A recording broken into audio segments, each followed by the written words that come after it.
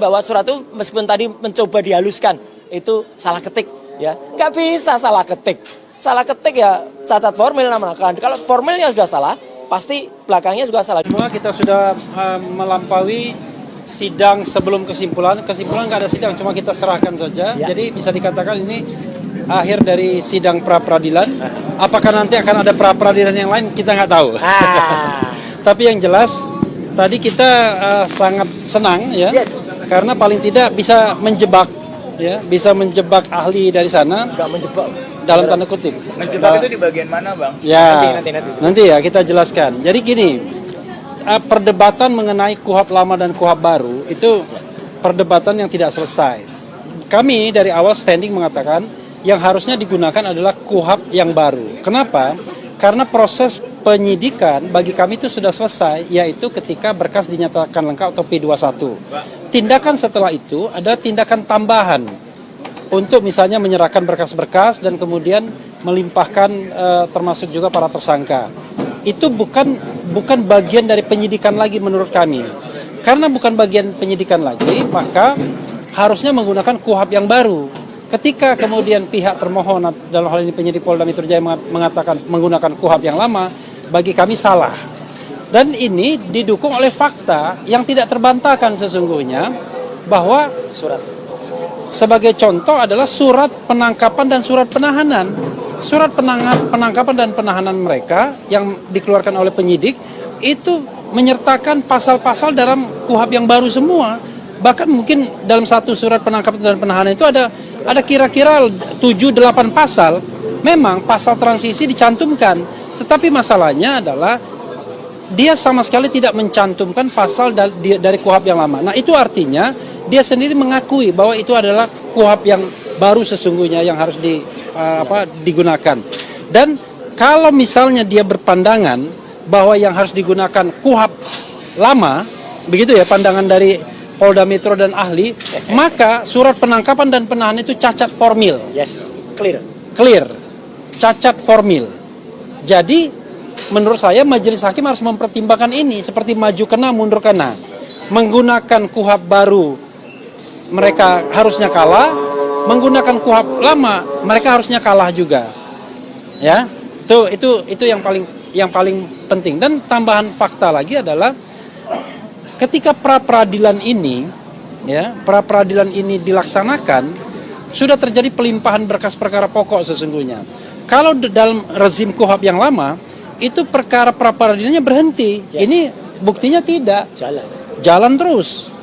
Itu artinya secara sadar hakim pun sudah mempraktikkan KUHP yang lama. Jadi KUHP yang baru itu, KUHP yang lama itu berhenti ketika penyidikan selesai.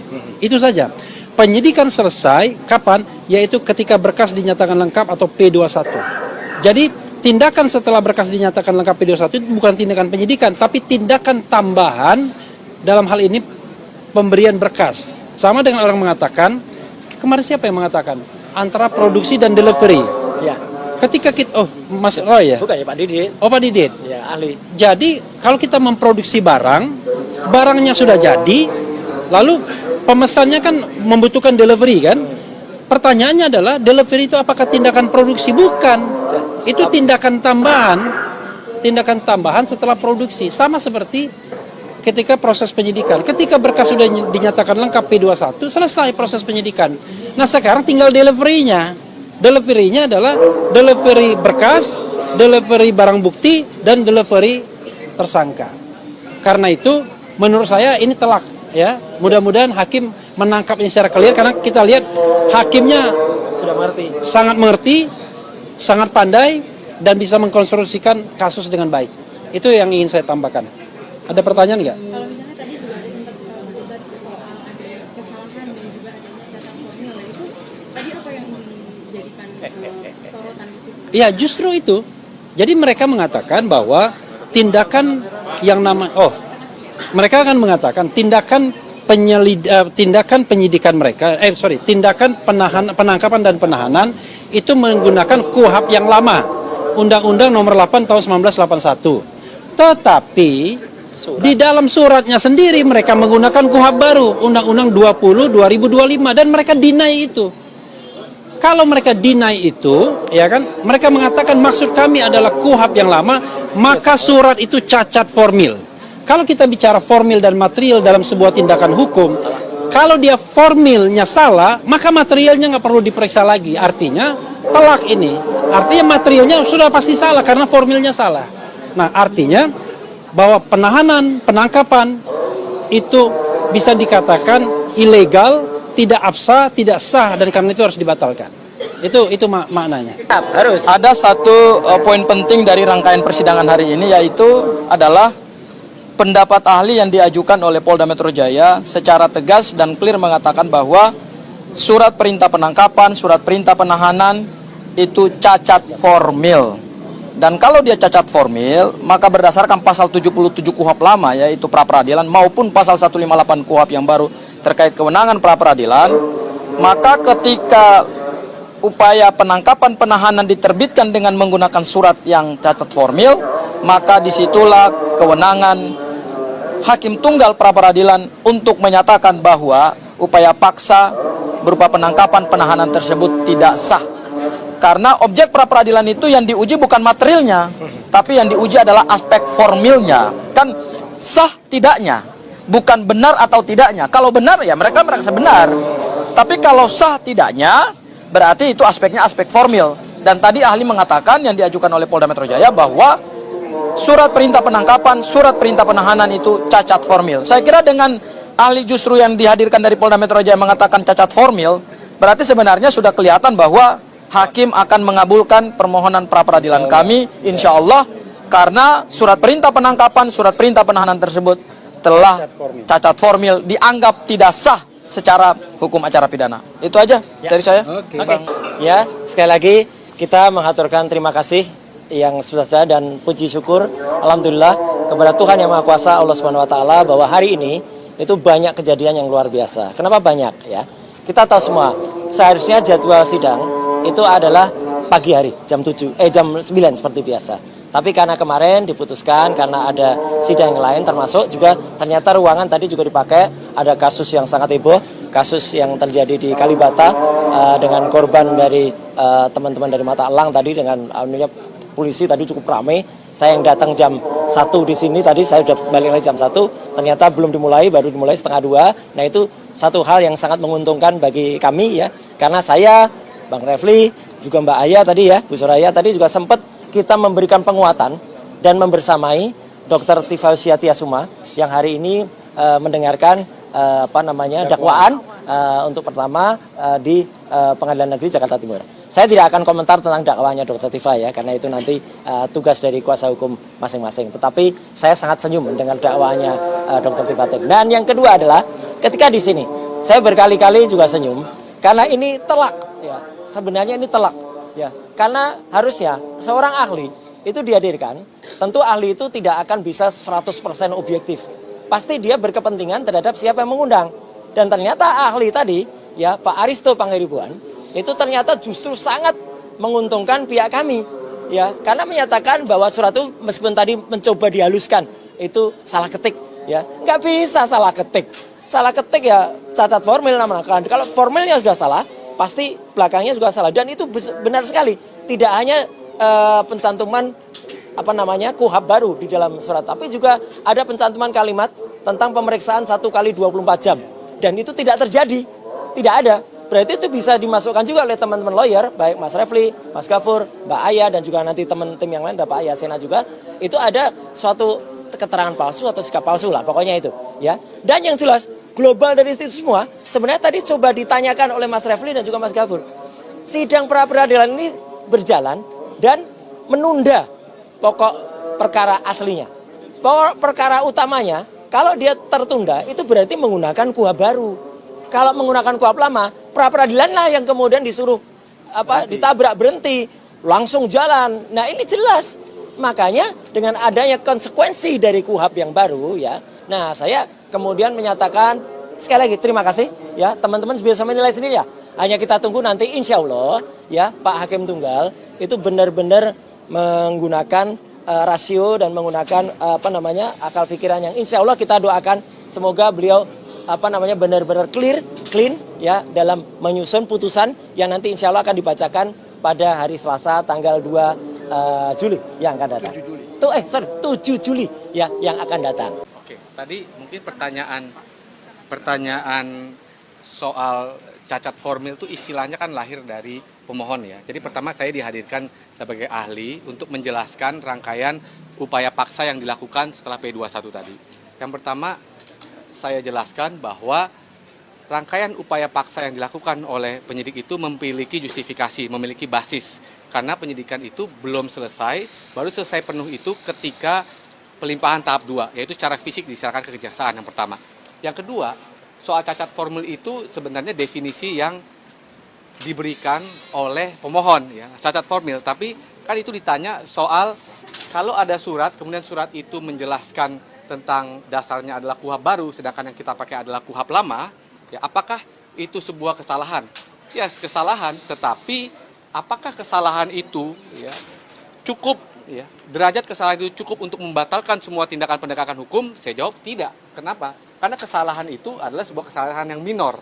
Nah, kesalahan itu juga kemudian direduksi dengan pencantuman pasal transisi di KUHP yang 361. Itu yang kedua. Kemudian yang ketiga, soal basis pra-peradilan ini. Nah, ini kan perkara yang dilakukan oleh Polda ini, penyidikannya dilakukan sebelum adanya KUHP baru. Pra-peradilan ini dilakukan dengan KUHP yang baru. Artinya, pra-peradilan ini menggunakan pemohon mengatakan ini harusnya menggunakan KUHP yang baru. Tidak, pasal transisi KUHP mengatakan kalau tindakan penyidikan dan penegakan hukumnya memakai KUHP yang lama, maka validasinya, pengecekannya, ya, pra-peradilan itu menggunakan KUHP yang lama. Sehingga ketika dia sudah kehilangan basisnya, ya, maka argumentasi hakim saya mengatakan pra-peradilan ini ya, menjadi tidak dapat diterima. Sehingga setiap upaya paksa yang dilakukan itu bisa dijustifikasi. Begitu. Seberapa besar dampaknya Bang ketika cacat model itu buat keputusan hakim sendiri itu? Tidak besar, tidak signifikan ya, tidak signifikan. Karena saya menjelaskan gini, upaya paksa itu threshold utamanya ada di alat bukti yang cukup atau tidak. Alat bukti yang cukup atau tidak didefinisikan ya berdasarkan kuantitas, yaitu angka 2. Itu ada di peraturan Mahkamah Agung, ada juga di KUHP dan putusan Mahkamah Konstitusi. Jadi selama angka 2 itu dapat dipenuhi dan bukti-bukti dari Polda itu kan sangat banyak, bahkan lebih dari 2, ya, maka substansi dari upaya hukum itu menjadi tidak gugur.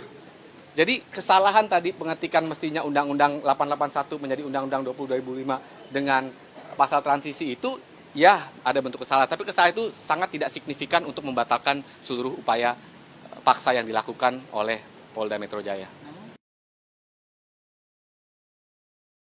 Pemeriksaan saksi yang dihadirkan oleh kami ada 3 saksi, tapi ada satu saksi kunci ya, yaitu seseorang yang bekerja bersama Mas Roy di rumah, dan ada 3 video yang kami putar dalam persidangan itu. Nah, ada pertanyaan, katanya kok nggak ada peristiwa seperti G30 SPKI. Perlu saya klarifikasi bahwa potongan video yang beredar di media sosial, termasuk juga media-media mainstream, itu hanya cuplikan saja. Ya. Karena arahan dari hakim pra-peradilan adalah terkait dengan video-video krusial. Di menit-menit dan detik-detik yang krusial, terutama ketika penyidik masuk di dalam kamar, itu tidak boleh disebarluaskan. Ya. Takutnya ada fitnah. Dan itu ada larangan dari hakim pra-peradilan. Sehingga publik memang tidak bisa melihat peristiwa yang oleh Mas Roy dikatakan seperti gambaran pada malam 30 September 1965. Ya. Ada fakta yang terjadi dalam persidangan, video itu ada, tetapi arahan dari hakim tunggal pra-peradilan adalah tidak boleh disebarluaskan.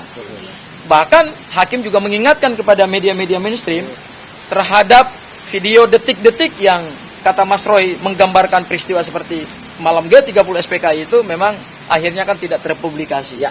Sehingga publik memang tidak bisa melihat detik-detik itu atau momen-momen itu karena memang sudah dilarang oleh hakim. Kenapa hakim melarang itu? Supaya demi menjaga privasi, kemudian juga supaya tidak terjadi kegaduhan ya. Dan tidak boleh lagi ada fitnah-fitnah. Tetapi fakta itu ada.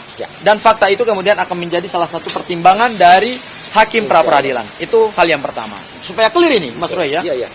Hal yang kedua adalah terkait dengan pendapat ahli.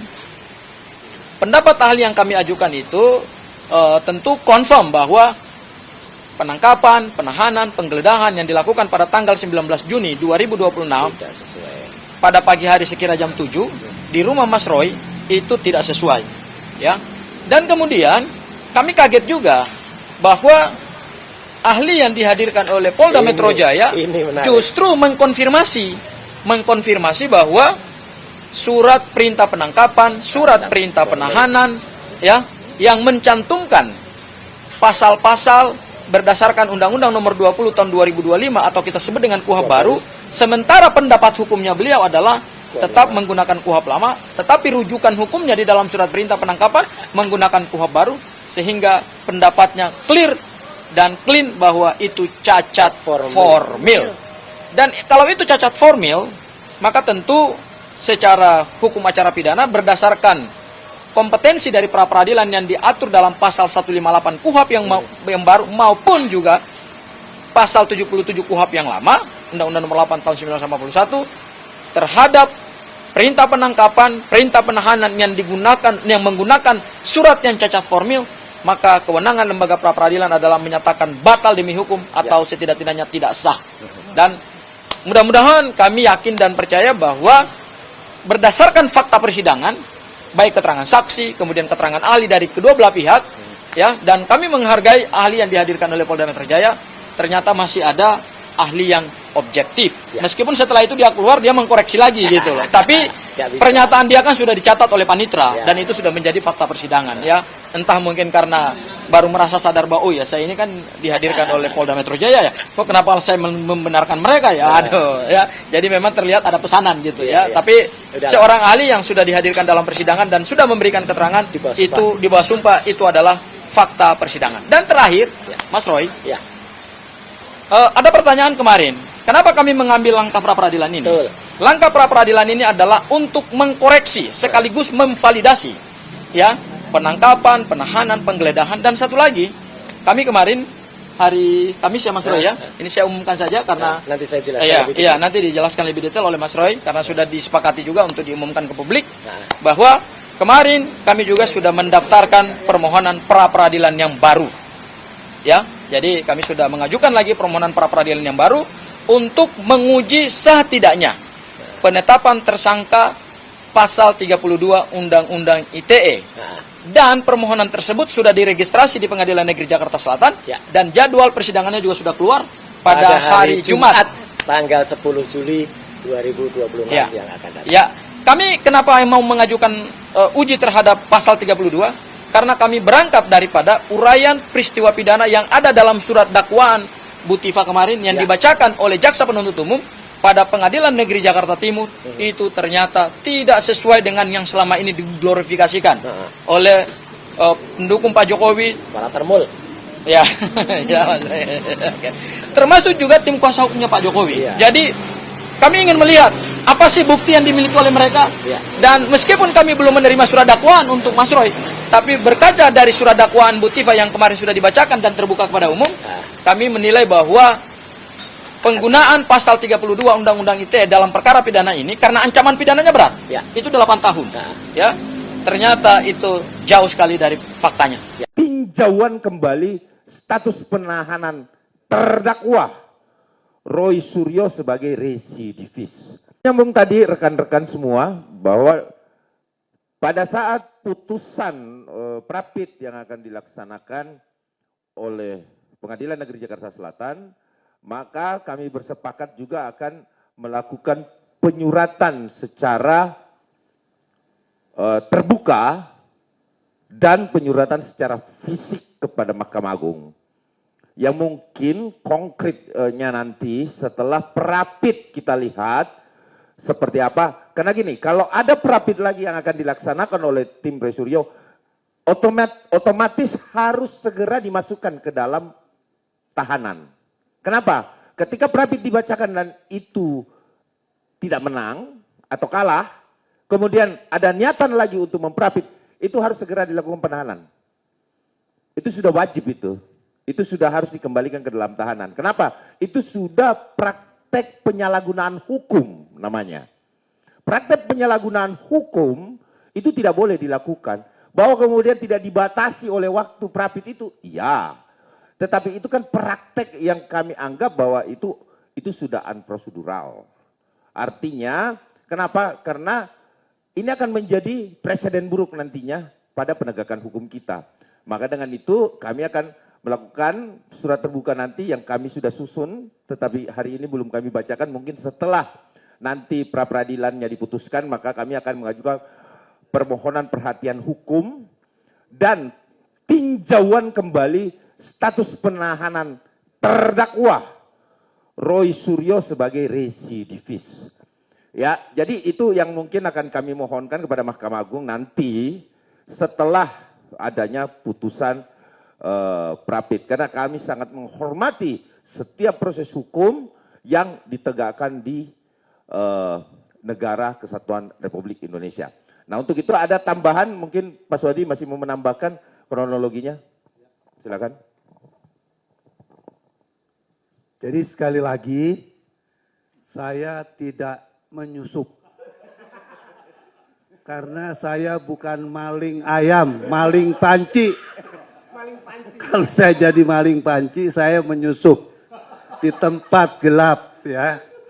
Jadi sekali lagi, saya interupsi dulu sama yang mulia. Interupsi saya diterima. Kemudian saya dipanggil ke depan. Apa itu penyusup? Tidak. Secara legal formal saya diterima. Apalagi saya membawa surat kuasa. Tadi sudah diakui sendiri dari yang bersangkutan. Dan sudah didaftarkan. Nah, kenapa mereka terus kemudian mempermasalahkan kami? Baca pra-peradilannya. Yang salah siapa? Kan dia mengkait-kaitkan kita. Iya kan presiden, ya kan pemerintah. Saya bingung juga kemarin, kenapa nggak anggota DPR juga dibawa-bawa di situ gitu kan? Ya, ingat pra-peradilan itu adalah wilayah yang sederhana prosesnya. Walaupun tadi mengadopsi hukum acara perdata. Karena tadi kan ada posita, ada petitum. Ya. Nah kalau kita lihat begitu, di posita Pak Maret dan pelapor 3 termasuk Pak Jokowi katanya melakukan perbuatan melawan hukum. Nah itu kan gugatan perdata. Jadi kalau ini diterima, lucu banget, layak kita ketawain gitu loh, ya kan? Layak kita nyanyi-nyanyi nggak jelas gitu kan? Karena hukum jadi nggak jelas, ya kan? Jadi coba baca, ini saya bawa nih pra-peradilannya, nih. Nanti disangkanya saya ngarang lagi, ya. Ini saya bacakan nih. Dapat dari mana katanya? Saya ini kan dapat, karena kan saya diikutkan dalam pihak, ya. Dipanggil, ya kan? Jadi nggak ada yang salah gitu kan, ya. Ini di sini dikatakan ya pemerintah RI, CQ, Presiden RI, keren. Presiden jadi penyidik, gitu kan? Ini siapa yang membuat ini gitu kan? Ini ada ini, diperlihatkan aja, diperlihatkan, ya. Jadi itu kata presiden itu bukan saya ngarang, nanti Suhadi ngarang katanya kan. Itu dia yang buat gitu kan. Ya. Jadi aneh, saya pun terkejut. Waduh, pra-peradilan kepala negara dibawa-bawa gitu. Cuman untung Pak Prabowo juga gak hadir ke sana kan. Kalau datang pengadilan yang udah sempit begitu, rame sedunia kan. Gitu ya. Jadi siapa yang salah? Jadi saya katakan yang salah yang membuat pra-peradilan. Kalau nama Pak Maret gak dilibatkan di situ, gak mungkin kita datang, ya. Jadi itu yang menjadi dikatakan saya penyusup. Jadi kalau saya dikatakan penyusup, saya kena contempt of court. Artinya saya bisa diberhentikan dari pengacara. Kan gitu kan? Gila aja itu kalau saya lakukan, gitu ya. Jadi jelas ya di sini ya. Ini yang ngaur siapa? Ya tanya yang membuat pra-peradilan ini. Ya kan? Jangan ditanya Suhadi jadi penyusup. Gitu loh. Tanya yang buat pra-peradilan ini siapa? sekali lagi kalau Prapit ini dikabulkan, layak kita tertawa. Karena Presiden sudah dibawa-bawa berkedudukan sebagai penyidik dan penuntut umum. Kapan itu Presiden jadi penyidik dan penuntut umum? Baru di zaman Roy Suryo ini terjadi, kan? Ya, terima kasih. Ya.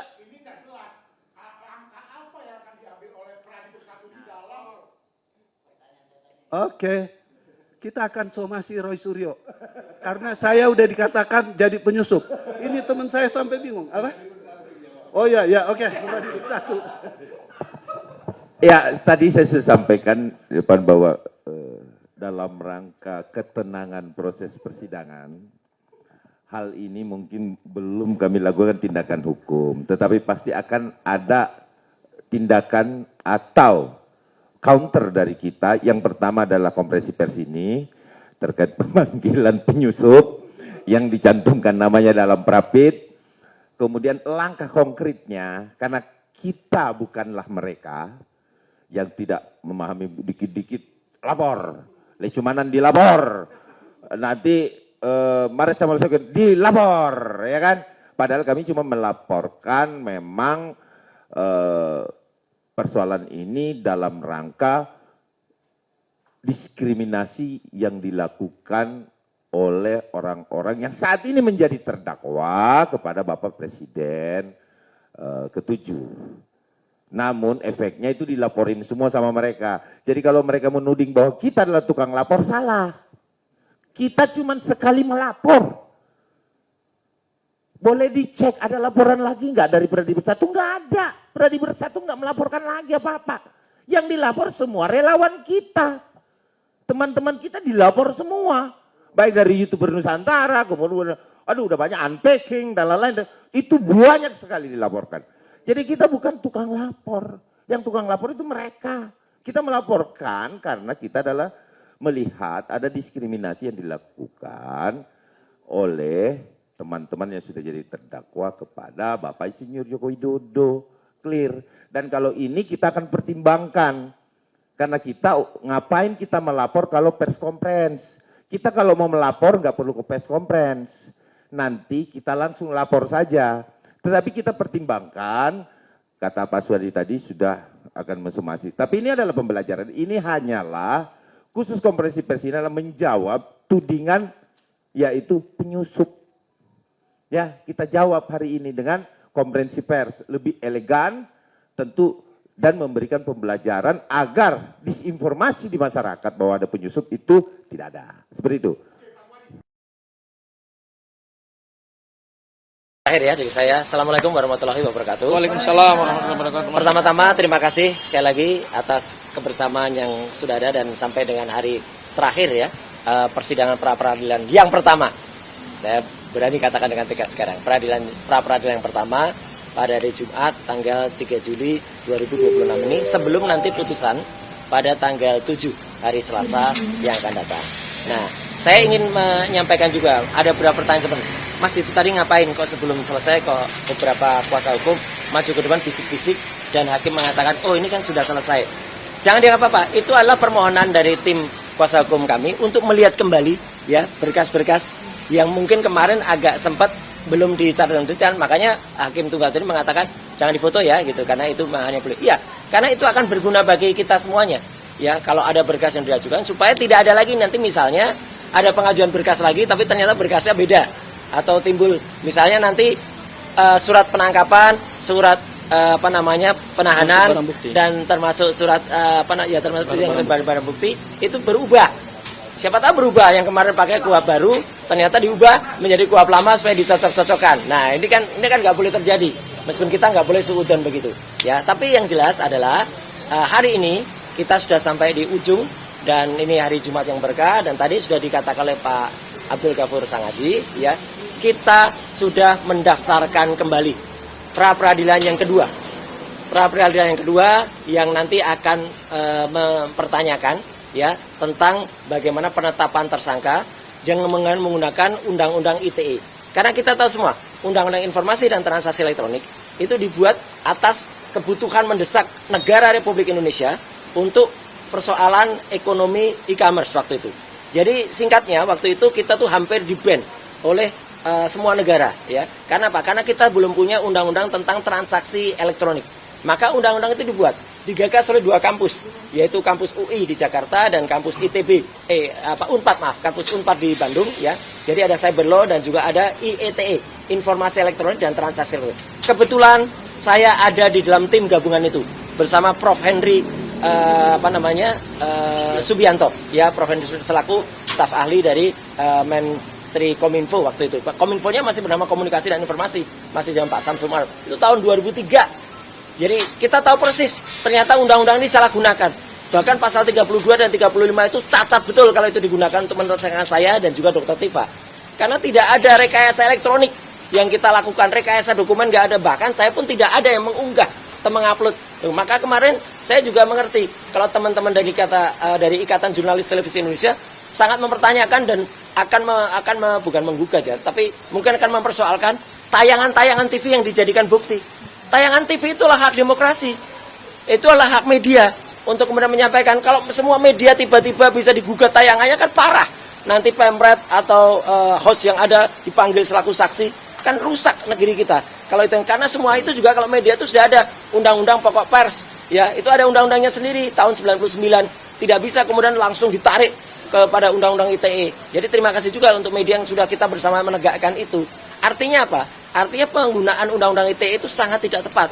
Satu lagi, undang-undang ITE itu terpaksa dibuat waktu itu karena ketika pemilu tahun 2004 waktu itu ada hacking terhadap situs KPU. Ada situs itu jadi Partai Jambu, Partai Nangka. Itu digunakan undang-undang ITE karena ada data elektronik diretas oleh seseorang, diubah lagi, digunakan lagi. Nah yang sekarang terjadi siapa? Pengupload data elektroniknya saja tidak disentuh sama sekali, namanya Dian Sandi Utama. Itu harus kena dulu karena dia jelas betul melanggar pasal 32. Melakukan transformasi, ya, mentransmisikan, ya. Kemudian siapa yang mengubah? Nggak ada yang mengubah. Seorang peneliti itu tidak mengubah data di sini. Kita hanya membaca data, menyajikannya. Jadi tidak ada 0,001% pun yang kita ubah dari data itu. Nggak ada.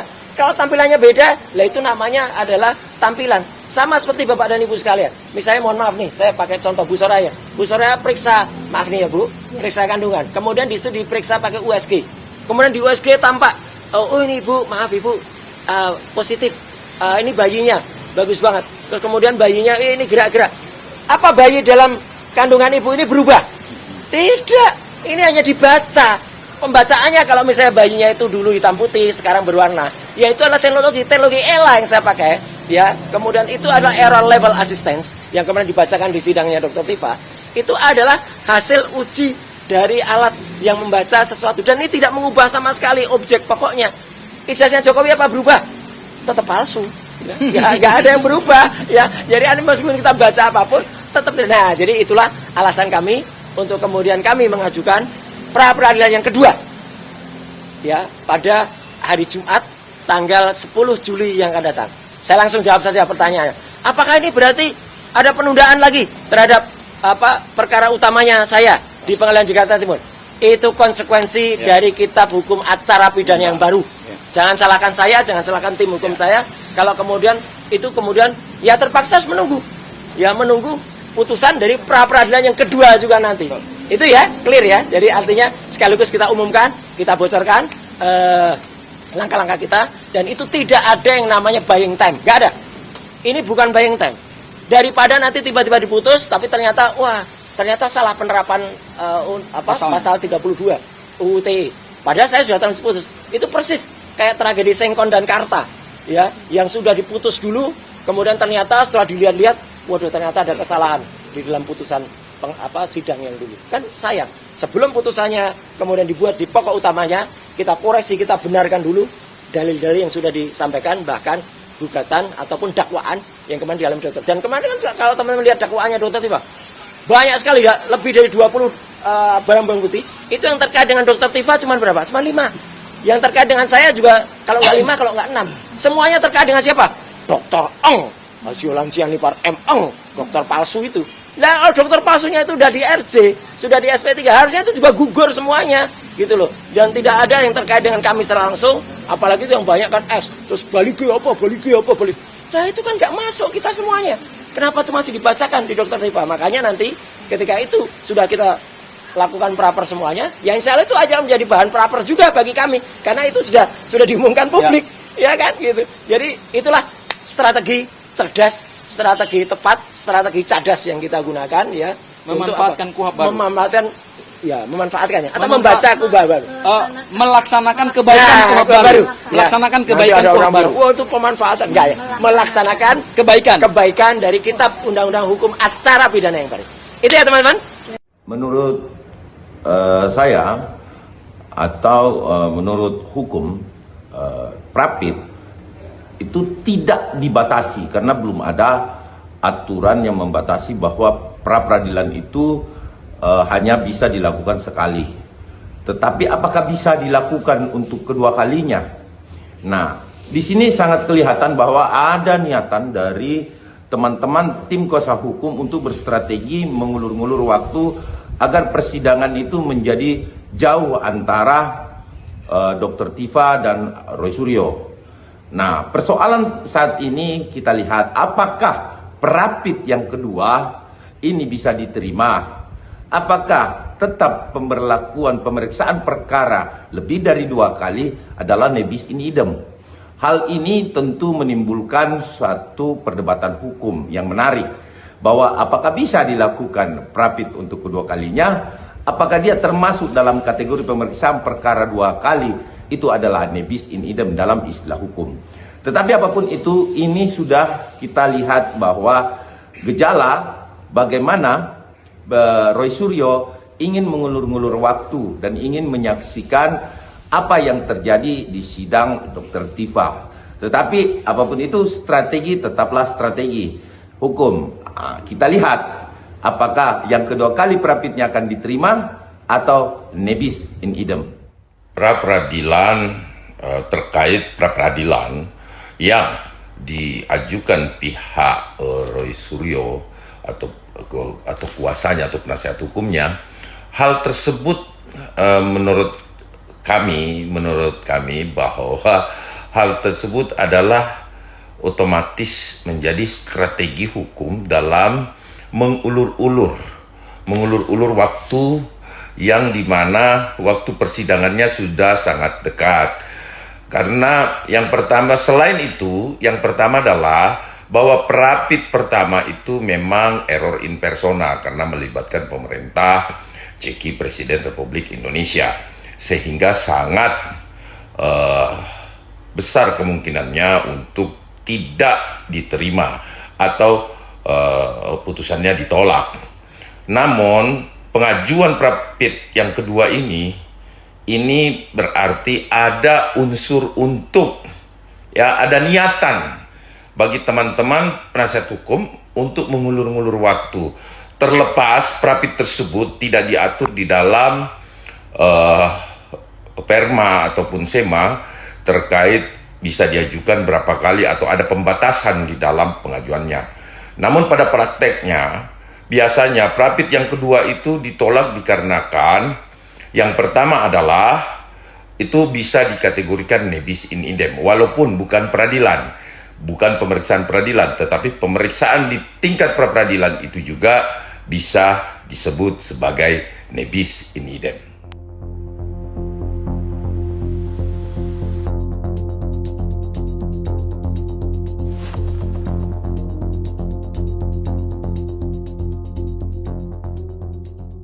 Kita sudah mendaftarkan kembali pra peradilan yang kedua. Pra peradilan yang kedua yang nanti akan mempertanyakan ya tentang bagaimana penetapan tersangka yang menggunakan undang-undang ITE. Apakah ini berarti ada penundaan lagi terhadap perkara utamanya saya di Pengadilan Jakarta Timur? Itu konsekuensi dari kitab hukum acara pidana yang baru. Dan itu tidak ada yang namanya buying time, nggak ada. Ini bukan buying time. Insinyur Joko Widodo, bukan penasihat hukum. Sekali lagi saya perjelas bahwa tim hukum Insinyur Joko Widodo. Tim hukum terdiri dari tim hukum Merah Putih, Pradi Bersatu, dan beberapa lembaga hukum yang dimiliki oleh para relawan. Nah, hari ini kita mau menanggapi terkhusus untuk persoalan di mana ada penyusup. Ya, dikatakan ada penyusup. Nah, ini kan artinya ini adalah ungkapan merendahkan martabat penegakan hukum. Nah, hal ini tentunya akan segera diklarifikasi dan disampaikan langsung oleh Pak Suhadi karena di beberapa media itu disebut terus nama beliau sebagai seorang penyusup. Nah, penyusup ya. Ini tentu perlu penjelasan yang lebih detail. Apa sih itu penyusup? Seperti apa penggunaan penyusup? Apakah itu bisa dikategorikan perbuatan melawan hukum atau tidak? Ya. Nah, untuk mempersingkat waktu, ya, hari ini saya akan memperkenalkan yang berada pada konferensi pers hari ini. Hari ini ada Pak C. Suhadi sendiri. Kemudian di samping kiri saya ada Kanjeng Pangeran Norman. Ya, kebetulan beliau juga adalah salah satu senior relawan terlama Bapak Insinyur Joko Widodo ya. Bahkan Pak Jokowi belum menjadi wali kota, beliau sudah berdasarkan pasal 108, siapapun warga negara berhak untuk melaporkan tindak pidana mengalami, melihat dan lain-lain. Jadi untuk teman-teman media kalau ada bahasa seperti itu nggak ada legal standing, sampaikan, Pak sudah baca 108 atau belum? Kan begitu, karena dia suka suruh baca undang-undang kan mereka penghafal undang-undang yang bagus. Kemudian di samping kanan saya ada yang tidak asing lagi tentunya Bapak Andi Aswan ya. Pak Andi Aswan tentu garda terdepan dari pembela Bapak Insinyur Joko Widodo. Kemudian ada Bang Meldi ya dari tim hukum Merah Putih. Kemudian di belakang ada Bapak Kunang. Ya, Pak Kunang juga dari bagian tim. Berdiri Pak, tolong diberdiri Pak. Terima kasih. Assalamualaikum warahmatullahi wabarakatuh. Salam sejahtera buat kita semua. Om Swastiastu, Namo Buddhaya, salam kebajikan. Terima kasih teman-teman sudah hadir. Tadi sudah diperkenalkan personil yang hadir di sini, ya. Dan kebetulan saya di sini salah satunya hendak mengklarifikasi berkaitan dengan tuduhan saya menyusup ke pra-peradilannya Roy Suryo di Pengadilan Negeri Jakarta Selatan. Ini perlu penjelasan karena kenapa? Saya tidak melakukan tindakan konyol seperti itu. Karena kalau penyusup kan artinya sekonyong-konyong. Saya masuk tanpa izin, ya. Jadi mungkin saya buka dulu, pada saat saya datang ke sidang pra-peradilan, setelah ada penyelesaian pemberkasan surat kuasa dari pihak pemohon dan termohon, kemudian hakim melanjutkan. Bagaimana? Langsung saya interupsi. Kami interupsi, bukan langsung nyelonong ke ruang sidang. Interupsi waktu itu yang mulia hakim ya itu menanyakan ada apa, kami bagian dari turut termohon sehingga atas usul itu, atas pembicaraan itu kami dipersilakan untuk maju ke depan. Kami maju ke depan, kami jelaskan bahwa kami adalah juga pihak dalam peradilan ini karena nama Pak Maret Suiken itu masuk dalam pra-peradilan sebagai turut termohon. Jadi jangan salah, ada dasarnya. Dasarnya itu tadi, ya. Ada penyebutan Maret Suiken, ya, dari JPKP sebagai pelapor itu diturutkan atau diikutkan dalam pra-peradilan. Jadi sekali lagi ada dasar hukumnya. Ya. Kemudian begitu kami di depan, kami dipertanyakan sama yang mulia. Saya jelaskan, ini ada penyebutan turut termohon. Yang mulia pun bingung lihat ini, kok ada turut termohon. Sedangkan perkara yang diajukan ini adalah perkara peradilan. Nah, saya jelaskan kenapa kami hadir karena ada tulisan turut termohon. Gitu. Terus juga saya jelaskan, yang mulia bukan hanya menyebutkan kata-kata turut termohon, ya, tapi juga turut termohon dikatakan melakukan perbuatan melawan hukum. Itu tertulis di halaman 10. Yang mulia juga pada waktu itu agak sedikit gelagapan melihat ada rentetan peristiwa yang tidak lazim. Karena memang di dalam hukum acara pidana berkaitan dengan prapit, ya. Karena kita tahu prapit itu, apalagi yang kita jelaskan dalam perkara Roy Suryo itu ada 3 hal. 1, berkaitan dengan penangkapan, berkaitan dengan penggeledahan, berkaitan dengan penahanan.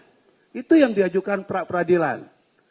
Nah, kalau itu yang dilakukan, ya, dan dianggap tidak sesuai dengan ketentuan hukum, harusnya pra peradilan itu tidak mengkait-kaitkan para pelapor. Nah, yang salah siapa di dalam persoalan ini? Bukan kami, tapi yang membuat pra peradilan ini. Karena konsepnya itu sangat tidak jelas. Ya, sekali lagi saya katakan itu di halaman 10 jelas-jelas.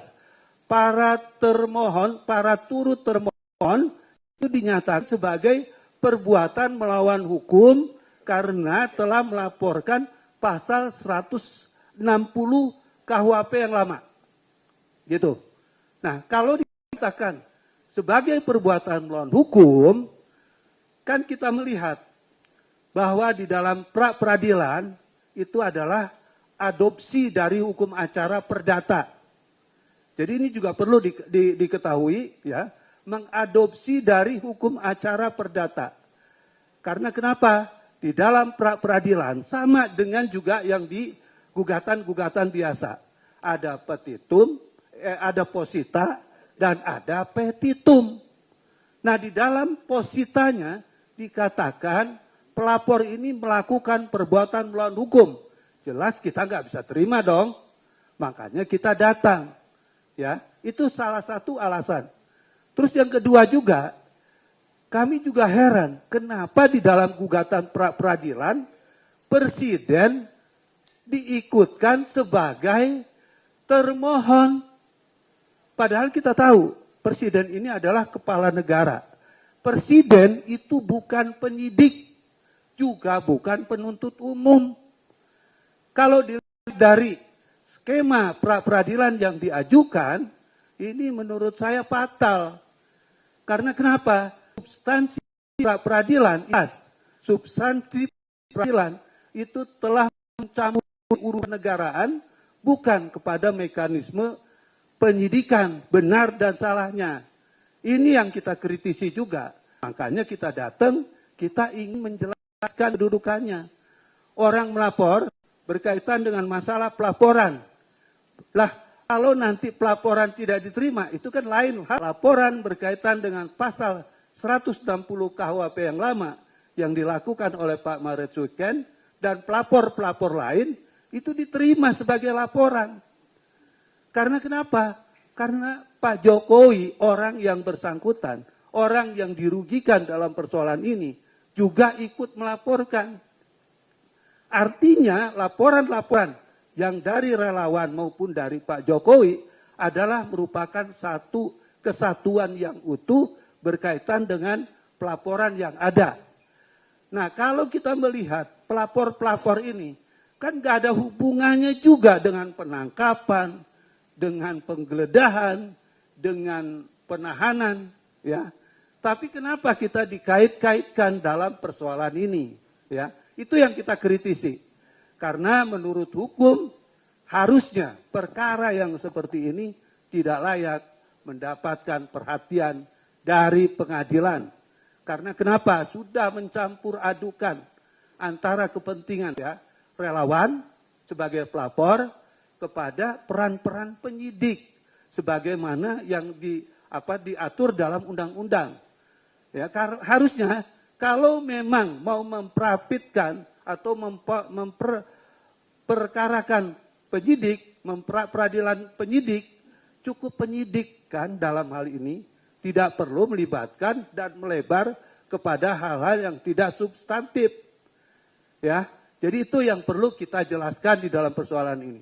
Tidak ada penyusupan. Saya masuk diterima ya sebagai pihak, walaupun kemudian hakim meminta atau yang mulia meminta supaya saya tidak bagian dari pra-peradilan, karena pra-peradilan itu hanya diususkan kepada penyidik. Cuma saya jelaskan kenapa nama-nama ini disebut dalam pra-peradilan. Ini yang kita sesalkan, ya. Barangkali itu dulu, nanti kita berkembang, ya. Makasih. Ya, terima kasih Pak Suwadi. Jadi itu tadi klarifikasi singkat ya. Nanti kita akan berbicara lebih luas lagi seperti apa lemahnya satu. Walaupun kami bukan yang berhak untuk menilai satu prapit, itu adalah hakim. Namun boleh kami berpendapat karena semua pendapat bisa diambil dalam masyarakat, utamanya kita yang sebagai penegak hukum ya. Nah untuk itu saya minta Bang Andi untuk mengomentari kemarin karena saya berdua di salah satu stasiun TV ya. Waktu dan tempat kami persilakan Bang. Juga saya lihat Saudara Roy Suryo juga hadir di sana berikut juga dengan timnya dari penasihat hukum. Ya jam 1 mereka ada di PN Jakarta Selatan untuk itu. Yang saya garis bawahi di sini adalah bahwasanya ini adalah trik penasihat hukum untuk men-split. Ya, Dr. Tifa ini langsung ke pokok perkara, sedangkan Roy Suryo ini melalui prapit. Ya, jadi intinya kalau saya katakan Roy Suryo ini pengecut. Ya, tidak mau langsung masuk ke pokok perkara. Karena keyakinan kami prapitnya itu akan ditolak. Karena glorifikasi mengenai penangkapan penahanannya seperti G30 SPKI itu adalah omong kosong belaka. Setelah kita melihat apa yang terjadi dalam video tersebut. Dan kemungkinan kalau ditolak dia akan melakukan prapit lagi. Maka saya katakan itu adalah tindakan yang pengecut untuk itu. Seharusnya langsung saja di pokok perkara karena tidak ada unsur yang bisa mempengaruhi di pengadilan mengenai prapit itu. Ya. Fokus kita adalah ijazah asli Pak Jokowi yang dituduh palsu yang sekarang masuk ke taraf persidangan yang kemarin dibacakan oleh jaksa penuntut umum mengenai surat dakwaannya. Ya. Jelas secara rigid dan itu semua masuk yang diminta oleh Pak Jokowi melalui kuasa hukum beliau. Ya. Jadi apapun yang dilakukan itu adalah trik dari penasihat hukum ingin melihat celah-celah apa ya yang dilakukan oleh jaksa penuntut umum dalam membuat pertanyaan kepada terdakwa yang tertifa itu. Yang kemungkinan kalau pertanyaan itu sama dan tidak dijawab ataupun jawabannya tidak memuaskan, itu akan ditambal sulamkan. Akan di cover kalau pertanyaan yang sama oleh saudara Roy Suryo itu nantinya. Itu haknya mereka, strategi mereka, tapi kami katakan bahwasanya yang selalu digoreng-goreng oleh mereka, bahwa Pak Jokowi tidak ya dengan asumsi itu mereka akan bebas secara bebas murni untuk itu. First priority beliau ya untuk hadir dalam persidangan nanti. Ya, sedangkan silaturahmi kebangsaan itu tetap berjalan sesuai dengan schedule, ada beberapa yang memang agak mundur untuk itu. Tapi yang jelas, kami semua penasihat hukum, relawan, ya tetap memantau jalannya persidangan ini, ya dengan baik, dengan kondusif, dan kami meminta kepada Majelis Hakim terhormat dan Pengadilan Negeri Jakarta Timur untuk setiap pengunjung yang berbuat keonaran, ya, berbuat keriuhan di dalam sidang, segera dikeluarkan. Karena kemarin sudah ada presiden untuk itu. Karena ruang sidang ada ruang terhormat, bukan ruang jalanan untuk berteriak. Itu saja dari kita, terima kasih. Wabillahi taufiq wal hidayah. Wassalamualaikum warahmatullahi wabarakatuh. Oke, terima kasih. Ya, terima kasih. Menanggapi pernyataan Pak Andreas Hugo Parera, saya kira itu adalah suatu bukti bahwa hari ini kami mendorong terjadinya transparansi dan ditegakkannya prinsip-prinsip akuntabilitas. Hari ini dengan melakukan safari politik, saya kira Pak Jokowi sudah berubah menjadi seorang politisi murni yang berkampanye, yang mendorong kemenangan partai politiknya, dan melakukan giat-giat politik yang seharusnya diakui saja secara jujur dan terang-terangan. Justru dengan begitu, maka di dalam realitas politik kita menjadi penting untuk membuat sebuah penegasan tentang transparansi.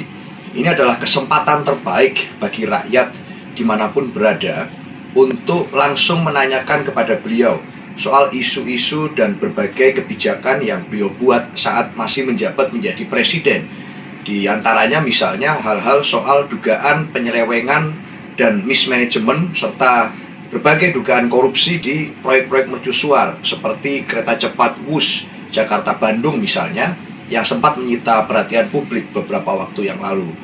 Masalah lain yang juga bisa dijelaskan dan ditanyakan adalah soal bagaimana kemudian status IKN yang dulu dijanjikan akan dibangun tanpa menggunakan APBN, tapi hari ini ternyata sangat membebani beban fiskal kita dengan status yang masih tidak jelas hingga hari ini. Belum lagi segala hal itu saya kira berkaitan dengan apa yang disampaikan Pak Andreas Hugo. Soal isu transparansi ijazah itu kan masalah yang sekarang sudah menjadi masalah publik, yang artinya semua orang sedang membicarakan itu, diskursus di berbagai media juga sedang membicarakan itu, sehingga menjadi wajar jika seorang mantan pejabat publik yang hari ini menjadi seorang politisi diminta pertanggungjawaban soal pertanyaan yang menggantung selama sekian tahun, diperbincangkan di mana-mana, dan tentunya akan menjadi beban tambahan bagi permasalahan bangsa yang sudah sangat pelik hari ini.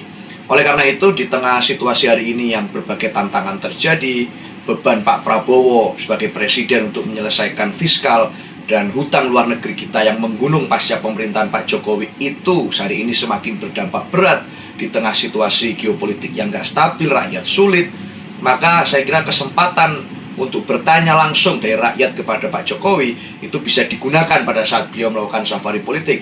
Karena dengan begitu harusnya beliau juga mempertanggungjawabkan, tidak kemudian lari dari masalah, tidak kemudian malah menghindar dari masalah atau pertanyaan-pertanyaan yang selama ini ditanyakan oleh publik jadi bagian dari diskursus ruang politik publik Indonesia kita. Saya kira itu. Terima kasih.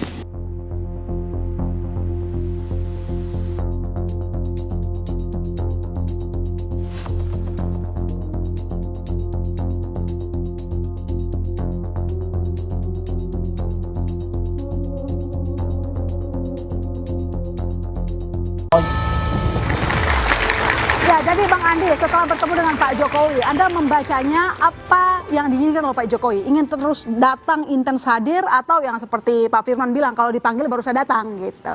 Ya, beliau eager untuk datang. Oh ya. Eager untuk datang. Tapi kan kata Pak Prof Firman juga mengatakan kan, masa ujuk-ujuk harus datang? Kan harus ada undangannya. Undangan ada, ya, tanggal berapa beliau harus hadir, ya beliau akan mempersiapkan waktunya untuk itu. Terlepas beliau ini ada yang namanya silaturahmi kebangsaan, berkunjung beberapa daerah. Tapi ini ada first priority buat beliau. Oke. Michael, Anda yakin Pak Jokowi akan hadir rajin kalau dipanggil? Iya, saya nggak yakin ya. Nggak yakin, kenapa nggak yakin? Kan udah disampaikan Tapi sama kemarin Bang Firman. gini, saya kemarin sama Bang Andi Azwan di Kompas juga, dan saya mendapat sesuatu pesan sepertinya bahwa mungkin kalau datang takut keamanannya tidak terjamin. Nyatanya Bang Andi Azwan kemarin datang waktu hari Kamis dan dia duduk di antara pendukung-pendukungnya Ibu Dr. Tifa, bahkan saudara-saudara Dr. Tifa di sebelah dia duduk, dan keamanannya sampai sekarang tidak ada masalah. Jadi menurut saya Pak Jokowi juga, apalagi Pak Jokowi pasti kan ada pas pampresnya, ada pengamanan, bahkan ada mobil Brimob tuh beberapa kemarin. Nggak ada yang ditakutkan lah kalau soal keamanan. Tetapi ini soal kenegarawanan aja, ya kan? Apakah beliau cukup negarawan untuk datang setelah cukup negarawan untuk melaporkan 12 orang? Salah satunya saya, tanggal 30 April itu, gitu loh. Padahal kita ingatkan lagi, kenapa ini bukan mengatakan dokumen kertas itu palsu, tapi yang ditemukan oleh Pak Roy Suryo Bang Rismon Sianipar yang entah di mana sekarang orangnya, dan Dr. Tifa adalah sebuah skripsi yang tidak ditandatangani penguji. Nah, ini saya bisa jawab kalau masalah. Tunggu dulu Bang. Saya bisa jawab untuk ini. Ya. Boleh, sebuah silakan. skripsi yang tidak ditandatangani penguji kok bisa lulus orangnya? Gitu loh. Ini pertanyaan buat saya, apakah dia ini adalah seorang yang punya legal standing untuk bicara tentang skripsi? Saya ada di situ. Jokowi, ya kan? Saya ada di ini situ. kan konten kreator yang mencari Saya ada konten di untuk situ. itu. Kalau kita berbicara tentang yang namanya skripsinya Pak Jokowi, ya, itu yang bisa menjelaskan itu adalah UGM untuk matang itu. Dan UGM sudah menjelaskan berkali-kali. Dan juga kita sudah beradu argumentasi dengan Pak Roy Suryo ya, dengan Dr. Tifa itu di berbagai stasiun TV mengenai ijazah yang tidak tanda tangani itu. Saya sampaikan. Di UGM itu banyak sekali, itu juga ditemukan oleh Rismon bahwa itu ijazah itu tidak ada tanda tangan. Skripsi. Ya, sorry, bukan ijazah, skripsi. Ya, tidak ada tanda tangan itunya. Dan ingat, skripsi itu kan bukan hanya satu, bisa 5. Satu ditaruh di perpustakaan pusat, dipegang sendiri, ditaruh di fakultas gitu. Yang paling itu ada satu yang memang komplit ditandatangan karena itu syarat. Ya kan kelulusannya kan kayak begitu. Kalau kita lihat di perpustakaan jarang yang full ditandatangani oleh dosen. Bahaya ini klaimnya. Anda tidak bisa itu karena Rismon sendiri yang membeberkan kok. Ini loh banyak loh. Coba tanya juga dengan Pak Refli Harun apakah sama, ada nggak skripsinya yang tidak ditandatangani? Karena dia adalah alumni dari UGM untuk itu. Jadi apa yang dikatakan untuk itu, sudahlah, Anda bukan ahli dalam hal itu. Anda juga bukan dari UGM untuk itu. Anda ada konten kreator. Jadi kalau kita berbicara tentang Pak Jokowi, ya, kalau beliau dikatakan tidak akan hadir, Anda akan lihat sendiri karena saya ya berkeyakinan penuh untuk itu karena beliau berkali-kali berbicara. Karena mereka ini ingin menggiring isu biar Pak Jokowi tidak hadir. Karena apa? Ya delik aduan absolut. Kalau beliau tidak hadir, ya mereka bisa bebas untuk itu. Masalah ini adalah masalah hukum ya. Jadi tidak berdasarkan keyakinan, tapi fakta. Ya kalau fakta, kenapa dia berbicara tentang masalah skripsi? Karena pada waktu ke Jogja, dia yang meliput. Ya faktanya memang banyak kok. Banyak yang tidak ditandatangani. Banyak. Mau fakultas apa saja, hukum, ekonomi, semua dibeberkan oleh saudara Rismon di dalam ya Balik Akademinya dia ketika masih bergabung dengan mereka. Tapi itu udah keluar topik. Itu sudah keluar topik. Udah keluar topik karena masalah itu. Yang videokan waktu itu di Jogja dia, saya UGM. Lah, dia tahu Rismon sudah lihat dan Rismon menunjukkan kepada kita semua di Fakultas Hukum. Oh, ada ya, tidak tanda tangan. Ekonomi, oh ada ya. Itu tidak absolut bahwa itu semua harus ditandatangani. Sebenarnya masalahnya itu bukan hanya ijazah. Apa lagi? Bentar. Bukan masalah ijazah. Ijazah itu hanya satu. Tapi kami minta pertanggungjawaban dari 709 dokumen itu yang ada itu. Itu kan mendukung ijazah itu kan bukan tiba-tiba ada. Kan ada proses. Ya kan? Dengan dikumpulkannya 709 bukti surat dan sebagainya, disitulah akan kita challenge. Ya, lihat aja nanti kan di persidangan untuk itu. Ada beberapa fakta, termasuk pada tahun 80-81 itu tidak ada sarjana muda diumumkan di koran. Tapi ini ada. Ya. Di koran. Dan korannya lagi yang bahasa Jawa itu, yang seharusnya poso menjadi puasa. Ya. Dan itu pun diamankan. Respon sendiri yang ngomong, dari perpustakaan diambil, menariknya yang tanggal itu aja yang diambil. Kan sudah sampaikan. Tunggu Pak Alkatin sedikit ya. Boleh komen nggak? Rismon, Boleh. Sebentar. Satu aja. Coba. Rismon itu datang ke Perpustakaan Kedaulatan Rakyat dan datang ke Kasmujo dan datang ke Desa Ketoyan bukan atas dasar dia sendiri. Dia itu numpang dengan saya. Saya yang menginvestigasi itu dan saya dibantu oleh banyak sekali netizen yang menunjukkan saya di mana rumah Kasmujo. Ya, jadi itu fakta semua yang dikatakan hilang dari perpustakaan daerah kedaulatan rakyat yang hanya bulan itu saja. Ya. Oke, silakan. Luar biasa. Silakan. Coba kita dengarkan dulu Pak Firman. Kan ini kan sebentar. Ini kan persidangan Bu Tifa. Jangan kita eksplor Pak Jokowi segitu dalam. mengenai bukti ratusan, ya kalau sudah cukup hanya 2-3 ya, Bud, ya selesai. Kami sesuai dengan judul ya. Ya, oh judul. Kalau judul berarti Bu Tifa dan Pak Roy, kan gitu kan. Jadi kalau bicara masalah, tadi saya sepakat keyakinan kan nanti kan hanya hakim yang memimpin jalannya persidangan. Kan gitu. Jadi kalau ditanya ya yang harusnya kita bahas hari ini adalah dikatakan sama beliau-beliau ini adalah palsu, maka dia harus buktikan kepalsuannya. Bukan sebaliknya. Jadi saya mau mencoba memberikan angle bahwa ini yang diperiksa ini adalah Ibu Tifa dan Pak Roy, bukan yang kalau lain. itu memang asli harus dibuktikan keaslian. Pasti. UGM tidak pernah menunjukkan fisik atau fotokopi. UGM nah, selalu nanti saya bisa tunjukin pernyataan Ibu Ova. Padahal ijazah asli itu adalah pembuktian mata, bukan pembuktian telinga. Tapi saya tidak mau membahas karena ini bahwa kami kenapa saya nggak mau membahas bulannya karena semakin yang liar. sidang ini itu bukan Pak Roy, bukan Pak Jokowi tidak pernah gitu loh. menunjukkan fisiknya. Bukan. Soal ini coba saya tanya ke Pak Arianto. Jadi menurut Pak Arianto sendiri, begini, Pak. dalil fitnah dan pencemaran nama atas dasar tudingan ijazah Jokowi palsu oleh Dr. Tifa Roy harus dibuktikan dulu dalil ijazah palsunya, atau sebenarnya dua hal ini bisa dilakukan secara terpisah? Ini yang tadi diperdebatkan di sini soalnya. Kalau pendapat saya ya, ini dengan melihat apa yang sudah dikumpulkan oleh penyidik dan kemudian apa yang sudah dibacakan oleh jaksa tadi, gitu ya. Itu kira-kira itu nanti sekaligus dalam persidangan ini ya, yang berlangsung adalah yang nomor satu, melihat-lihat apakah Pak Jokowi itu lulus dari Gama apa tidak. Itu pasti nanti akan dicari itu.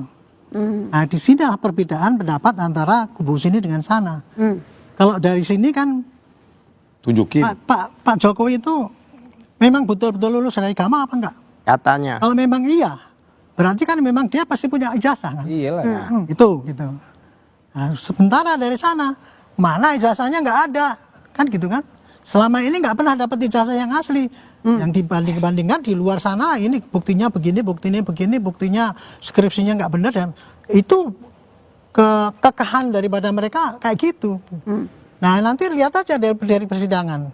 Tapi kalau tadi ditanya pada saya, perkiraan saya nanti ya dalam persidangan itu, setelah tadi dibacakan dakwaan itu ya, pasti nanti akan dilihat ini Pak Jokowi ini ijazahnya asli apa tidak. Jadi caranya adalah nanti dilihat pasti dari Gama dulu. Karena yang di dalam berkas itu adalah yang penyelidikan yang dari Gama itu semua sudah ada dalam berkas itu. Itu pasti nanti akan dicek gitu. Nah sementara yang dari sana kan katanya mau menambahkan bukti dari sana. Nah pada kesempatan inilah nanti diadu di lapangan.